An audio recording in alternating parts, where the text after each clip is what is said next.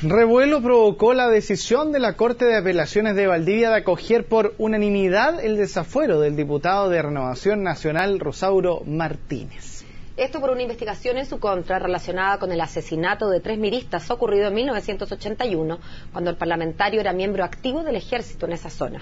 Queremos conversar más sobre este tema y para eso nos acompaña el diputado de la Izquierda Ciudadana, Sergio Aguilo. Buen día, diputado. Buenos días, Paola. ¿Cómo recibieron la noticia por parte de la Corte de Apelaciones de Valdivia de efectivamente acceder al desafuero de su colega diputado? Sí, bueno, con mucha tranquilidad y conformidad también, porque efectivamente esto fue un crimen atroz.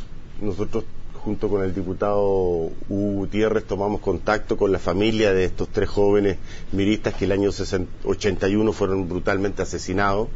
Hay que recordar que ellos venían bajando de la cordillera sin armas, con hambre. ¿Cuál es la participación que es, a su entender o según los antecedentes que usted maneja, tendría eventualmente el diputado en esta causa penal? Bueno, uno muy preciso.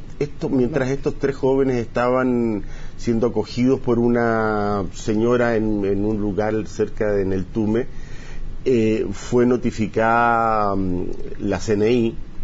El año 81 Rosauro Martínez era miembro de la CNI, además capitán del ejército, y él subió con una patrulla y sin juicio previo, sin nada, procedió a detener y acribillar y asesinar ahí mismo. Él dio la orden, él disparó, él fue autor intelectual y material del asesinato. Ahora, ¿cuáles son los testigos o cómo se construye un poco toda esta historia que señala a Rosauro Martínez como el que dio la orden, el que dispara y que en el fondo hace que termine presentándose antecedentes tan potentes que termine siendo desaforado? Hay que señalar que todavía no se inicia la investigación, pero que está siendo desaforado y por lo tanto fue desaforado y por lo tanto se podría iniciar un proceso de acuerdo a esos datos que se han entregado. Bueno, se han recabado muchos antecedentes de testigos de la zona, desde luego la propia señora. Todo parece indicar que la señora que acogió a estos 3 jóvenes miristas era pariente lejana de uno de ellos. Todo parece indicar además que ella misma fue la que entregó la información, pensando naturalmente que iban a detener a estas personas, iban a recibir un debido proceso. O sea, ella fue la que los acusó sin saber las consecuencias que dramáticas que iba a tener, porque ella pensó, mire, estas personas las van a detener, qué sé yo, mi pariente va a estar un tiempo preso, porque además ellos no habían cometido hasta ahora ningún delito, no habían estado, probablemente en algún momento atrás habrían portado armas, posiblemente, pero en ese momento se encontraban sin armas, sin munición, sin nada, absolutamente nada. Entonces, primero está ella de testigo. Además, esta casa quedaba en un lugar donde hay cerca otras viviendas y otras personas que fueron de testigo, y hay, la verdad, bastante antecedente que se fue recopilando en torno a que el diputado Rosauro Martínez comandó, era capitán, y comandó una patrulla que llegó al lugar y asesinó a estas 3 personas. Y se habla incluso de una cantidad completamente desmedida, de que esto eran 3 o 11, porque eran 11 en total, pero estas 3 personas a las cuales se estaría atribuyendo a Rosauro Martínez, pero que con una cantidad y un batallón bastante importante. ¿Es tan así o hay mucho de mito también en esta historia y tendrá que aclararse como parte del proceso de investigación? Yo no tengo antecedentes acerca de cuál era el número de integrantes de esta patrulla. Hay en el proceso por desafuero antecedentes muy estrictos respecto de cómo se llamaba la patrulla, qué nombre tenía, etcétera, porque nosotros en paralelo recibimos antecedentes que salieron en la prensa de la época hace 2 años atrás, cuando empezamos a recibir estos antecedentes de parte de los familiares de estos 3 jóvenes miristas, que Rosauro Martínez había pertenecido a la DINA primero, en los años previos al 78, y después a la CNI. Tendrá que confirmarse en el proceso, digamos. Y que hay, en este momento, en el momento en que se produce este crimen brutal, él comandaba un batallón. Ahora, el número de gente que rodeó la casa, que fue hasta ahí, no está completamente confirmado, digamos, de tal manera que no sabemos.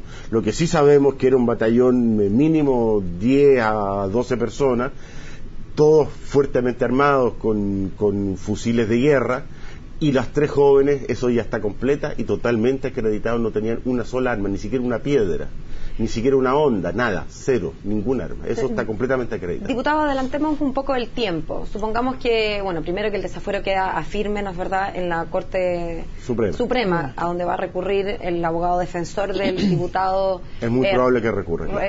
De hecho, creo que el propio abogado ya lo señaló, que van a apelar a la Corte Suprema. En el caso de que quede firme esta resolución que otorga el desafuero, ¿qué se espera para el futuro? ¿A qué podría haberse expuesto en términos de pena el diputado en caso de comprobarse su participación punible en los hechos que se están investigando?